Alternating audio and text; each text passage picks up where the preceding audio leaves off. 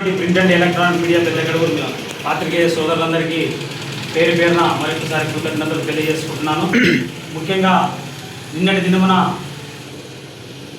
మండల టీడీపీ నేత market yard vice chairman బొగ్గుల తిక్కన్ అనే వ్యక్తి ప్రభుత్వ భూమి కానటువంటి భూమికి అక్రమంగా అర్జీలు ఇచ్చి మా పైన మమ్మల్ని వేధింపులకు గురి చేస్తూ ఈ యొక్క పట్టాలు అసలైనప్పటికీ కేవలం ఈయనకు లంచం ఇస్తే ఇలాంటి పనులు చేయడని, లంచం ఇస్తే ఇలాంటివి చేయడని, కేవలం లంచాల కోసమే ఇలాంటి పనులు చేస్తున్నాడని మండల కేంద్రానికి చెందిన మడ్రి బాసు బనీర్, గుండుపోగుల శివయ్య, బొగ్గుల నరసన్న అనే వ్యక్తి నా పైన అసత్య ఆరోపణలు చేయడం జరిగినది. ఇది సబబు కాదు. సోదరులారా, ముఖ్యంగా మీరు గమనించాలి. పెద్దగడూరు మండల కేంద్రంలో 262 సర్వే నెంబర్లో ముఖ్యంగా 8 ఎకరాల 49 సెంట్లు ప్రభుత్వ భూమి ఉంది.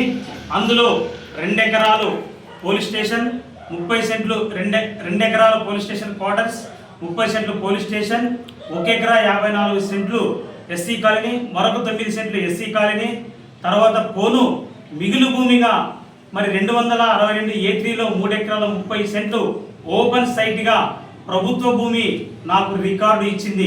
నేను రైట్ టు ఇన్ఫర్మేషన్ యాక్ట్ కింద దరఖాస్తు చేసుకొనగా, అయితే నేను గత మార్చి నెల 9వ తేదీన జిల్లా కేంద్రంలో పీసీ జరిగినటువంటి పబ్లిక్ గ్రీవెన్స్ అండ్ రిజిస్టర్ సిస్టంలోన జిల్లా కలెక్టర్ గారికి పెద్దగడూరు మండల కేంద్రంలో సర్వే నెంబర్ 262 A3లో 3 ఎకరాల 30 సెంట్లు ఓపెన్ సైట్గా ప్రభుత్వం వారు చూపించారు. ఇందులో కొన్ని ఇండ్లు కొన్ని పట్టాలు వేసుకొని దళిత కాలనీ ప్రజలు నివసిస్తున్నారు. కావున ఈ భూమి విలువైన భూమి, ఎవరికైతే హక్కులు పట్టాలు ఉన్నాయో వాటిని కొలత చేసి తర్వాత మిగులు భూమిని ప్రభుత్వం స్వాధీనం చేసుకోవాలని ఉద్దేశంతోనే నేను పీజీఆర్ఎస్లో కలెక్టర్ గారికి ఫిర్యాదు చేయడం జరిగింది.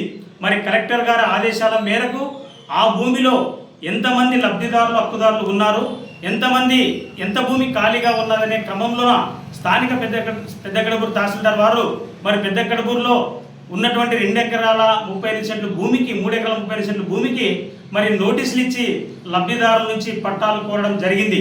అయితే ఇది రెవెన్యూ పరంగా ప్రభుత్వం యొక్క చట్టపరంగా చేసే నిబంధనలు. నేను అక్కడ ఉన్నటువంటి 30 మందిని కానీ మిగతా వాళ్ళని కానీ డిస్టర్బ్ చేయండి, వాళ్ళ ఇల్లు ఖాళీ చేయించండి నేను ఎక్కడ అర్జీలో కోరలేదు. నేను ఎంత ప్రభుత్వ భూమి పోయింది, ఎంత మిగిలి ఉంది, మిగిలిన భూమిని ప్రభుత్వ స్వాధీనం చేసుకోండి. భవిష్యత్తులో మా కాలనీలో ఎస్సీ కమ్యూనిటీ హాల్ లేదు, బాబు జగ్జీవన్ భవనం లేదు, తర్వాత అంగన్వాడీ భవనం నిర్మించాలంటే స్థలం చాలా ఇబ్బందిగా ఉన్నది.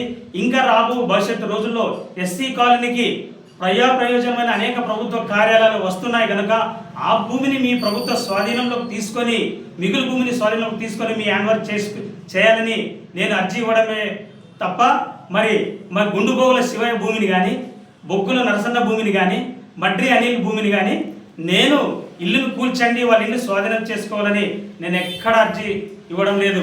అయితే వాళ్ళు నిన్న ఎంఆర్ఓ గారికి వారు అసలైన పట్టాలు చూపించుకొని వాళ్ళు వాస్తవాలను నిరూపించుకోకున్నట్ల బొగ్గుల తిక్కన్ అనే వ్యక్తి అసత్యమైనటువంటి ఆరోపణలు చేస్తున్నాడు, అధికారులు తప్పుదోవ పట్టిస్తున్నాడని బొగ్గుల నరసన్న గారు ఆరోపించడం. అయ్యా నరసన్న గారు సోదరా, నీత దమ్ము ధైర్యం ఉంటే బొగ్గుల తిక్కన్ అన్న వ్యక్తి అధికారులు తప్పుదోవ పట్టిస్తున్నాడు, స్వలాభం కోసం చేస్తున్నాడని ఒక్క స్టేట్మెంట్ స్థానిక మెజెస్టిక్ తహసీల్దార్ అయినటువంటి వలి భాష చేత ఇప్పిస్తే నేను తప్పకుండా అర్జీని వెనక్కి తీసుకుంటున్నా. గుండుపోగుల శివయ్య అనే వ్యక్తి కూడా, మడ్రి అనిల్ అనే వ్యక్తి కూడా ఇది చంద్రబాబు నాయుడు చెప్పినారా, పవన్ కళ్యాణ్ చెప్పినారా, లంచం తీసుకొని ప్రజల నుంచి వసూలు చేసుకొని ప్రభుత్వ భూమిని ఖాళీ చేయించండి అని అంటున్నారు. గుండుపోగుల శివయ్య బతుకు కానీ, మడ్రి అనిల్ బతుకు కానీ దొంగ బతుకులు. వాళ్ళు పవన్ కళ్యాణ్ నారా చంద్రబాబు నాయుడు సార్ వేసుకునే చెప్పులు విలువగానే వాళ్ళు బతుకులేదు. అలాంటి వారు నారా చంద్రబాబు సార్ గారి గురించి కానీ పవన్ కళ్యాణ్ గురించి కానీ మాట్లాడడం లేదు. నీకు దమ్ము ధైర్యం ఉంది, నీ వాస్తవంగా పట్ట పొందినా కదా నిరూపించుకో. ఎంఆర్ఓ దగ్గర వాస్తవాలు తెలుపుకోలేక, సత్యంగా ఎదుర్కోలేక వ్యక్తిగత విమర్శలు చేయడం అనేది సమంజసం కాదు. నేను ఒక్కరి దగ్గరైనా లంచం అడిగినట్లు ఏ ఒక్క ఆధారమైన, ఒక్క సాక్ష్యమైన, ఒక్క కంప్లైంట్ అయినా మీరు నిరూపించండి. పబ్లిక్లో ప్రజలకు సమాధానం చెప్పి ఈ విషయం నుండి తప్పుకుంటానని శివయ్యకి, బొగ్గుల నరసానికి, మడ్డేరికి సవాల్ విసురుతున్నా. నీ వ్యక్తిగత స్వప్రయోజనాల కోసం నేను చేస్తున్నానని ఆరోపించారు. స్వప్రయోజనం అంటే నేను ఆ భూమిని నా పేరిట చేయించాడని నేను కోరినానా? బొగ్గుల నరసన్న గారు నీకు చాలా ఏళ్ళ నుంచి రాజకీయాలు తిరుగుతున్నావు, ఎలా మాట్లాడాలని నీకు తెలియదా? ఇది సమంజసం కాదు. నీ గురించి మేము ఎక్కడ నీ టాపిక్ కానీ, నీ వ్యక్తిగత విషయాలు కానీ, నీ ఇంటి విషయాలు కానీ, మడ్రి అనే ఇంటి విషయాలు కానీ, మడ్రి గుండుబొగల శివ ఇంటి విషయాలు కానీ మరి నేను ఎక్కడ కూడా ప్రస్తావన చేయలేదు. అక్కడున్న ఇంటి వారికి కూడా నేను ఏ ఇబ్బంది కలిగించలేదు, ఏ ఇంటిని తొలగించమని నేను కోరలేదు. ఎక్కడైతే ఎంత విస్తీర్ణం ఇల్లు పోయింది, ఎంత విస్తీర్ణం రోడ్డు పోయింది, మిగులు భూమి ఎంత ఉంది, ఆ మిగులు భూమి కూడా మా ఎస్సీ కాలనీ ప్రజల ప్రయోజనాల నిమిత్తమే, భవిష్యత్తులో వచ్చే కార్యాలయం నిమిత్తమే వినియోగించుకోండి, మీ స్వాధీనంలోకి తీసుకోవాలని చెప్పి అర్జీ ఇవ్వడమే తప్ప స్వప్రయోజనాల కోసం, స్వార్థ ప్రయోజనాల కోసం ఈ తిక్కన్న ఇంట వంట కూడా లేదు. లంచం తీసుకోవడం కానీ ఈ తిక్కన్న వంట కూడా లేదు. ఎవరు లంచగుండిదారులో, ఎవరు అక్రమ స్వార్థపరులో, మరి ఎవరు 2014 నుండి రాజకీయాల్లో ఉండి వసూలు చేసుకొని తింటున్నారో పెద్ద కడుగురు గ్రామ ప్రజలకు, మండల ప్రజలకు స్పష్టంగా తెలుసు. అయ్యా మడ్డి అని నీ బతుకే దొంగ బతుకు. నీవు బెంగళూరులో దొంగతనం చేసి పెద్ద కడుగురికి వచ్చి బతుకుతున్నావు. ఇప్పటి వరకు బెంగళూరుకి వాయిదాలు తిరుగుతున్నావు. నీవు పవన్ కళ్యాణ్ చెప్పాడా, మరి నారా లోకేష్ గారు చెప్పారా, మరి చంద్రబాబు నాయుడు గారు చెప్పారట. వాళ్ళ చెప్పులు వేసుకునే ఖరీదంతా కూడా లేదు నీ బతుకు. నీ స్థాయి ఏమిటి మిస్టర్ అనిల్? ఇలాంటి విషయం నీ దొంగ అక్రమాలు చాలా ఉన్నాయి. గ్రామ కంటకం భూమి కూడా నీవు ఇతరుల పేరు చేసి ఇతరులకు కల్పించిన విక్రయం త్వరలో నీ బండారం బయట పెడతా. నిన్ను వదిలే ప్రసక్తే లేదు. గుండుబొగుల శివయ్య నీ బ్రతుకెంత? నీ వైఎస్ఆర్ ఇంట్లో, వైఎస్ఆర్ కాలనీలో పట్ట తీసుకొని మరి అక్రమంగా 262 ఏటీతుల్లో మరి అక్రమంగా పట్టుకున్నావు.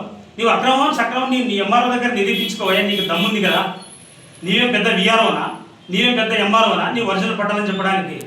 నీవు ఇచ్చినటువంటి ఫేక్ డాక్యుమెంట్ ఏదో పాతకాలం నుండి ఇచ్చినావు. నేను చూపించిన పత్రికలు నాతో ఒరిజినల్ డాక్యుమెంట్ రెవెన్యూ అధికారుల దగ్గర పొందిన డాక్యుమెంట్ దమ్ముంటే చూపిస్తా. మరి ఎవరిది సత్యమో ఎవరిది అసత్యమో తేల్చుకుందాం రెవెన్యూ అధికారుల దగ్గరికి రా. అంతేగాని ఇలాంటి ఆరోపణలు చేయడం, వ్యక్తిగత దూషణకు దిగడం సమంజసం కాదు. నేను మా కాలనీ ప్రయోజనాల దృష్ట్యా ఆ యొక్క పోరాటం చేస్తున్నాను. మీరు ఎవరు అనుకుంటే తిక్కన వెనుక ఈ పోరాటంలో అనేక మంది నాకు సహకరిస్తున్నారు. ఎందుకంటే మీరు బయట వ్యక్తులనే మాటలు వాళ్ళు పర్సనల్గా సహకరిస్తున్న అందరికీ భవిష్యత్తులో అందరూ కూడా ముందుకు వస్తారు. ఖచ్చితంగా నాకు ఇంటర్నల్గా కూడా ప్రజల మద్దతు ఉంది. మరి నేను ఎవరు చెప్పితే ఈ కార్యక్రమం చేయడం వల్ల అలాంటి బుద్ధిహీనుడు నేను కాదు. నాకు కూడా జ్ఞానం ఉంది. కనీసం ప్రాథమిక విద్యాభ్యాసం చేశాను. మీరు విద్యాభ్యాసం చూసి కూడా ఎలా మాట్లాడో కూడా మీకు తెలియదు. మీకు తెలియకుంటే నా దగ్గర కోచింగ్ కోసం మీకు ఎలా మాట్లాడినా సబ్జెక్ట్ పైన నేర్పిస్తా. దానికి నేను సిద్ధంగా ఉన్నా.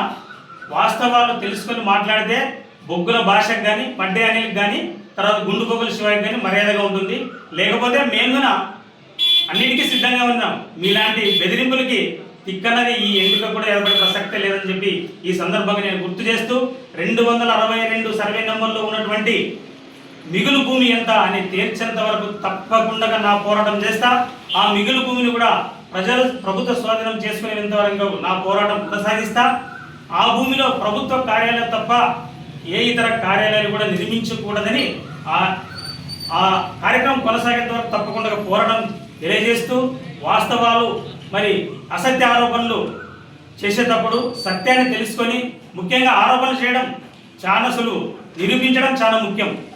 మీకు దమ్ము ధైర్యం ఉంటే అక్కడ ఉన్న 30 మందిలో ఏ ఒక్కరైనా తిక్కన్న 10 పైసలు మా దగ్గర అడిగినారని ఒక సాక్ష్యం, ఒక ప్రచారం, ఒక రిప్రజెంటేషన్, ఒక ఫిర్యాదు ఏమైనా ఉంటే మీరు నిరూపించండి.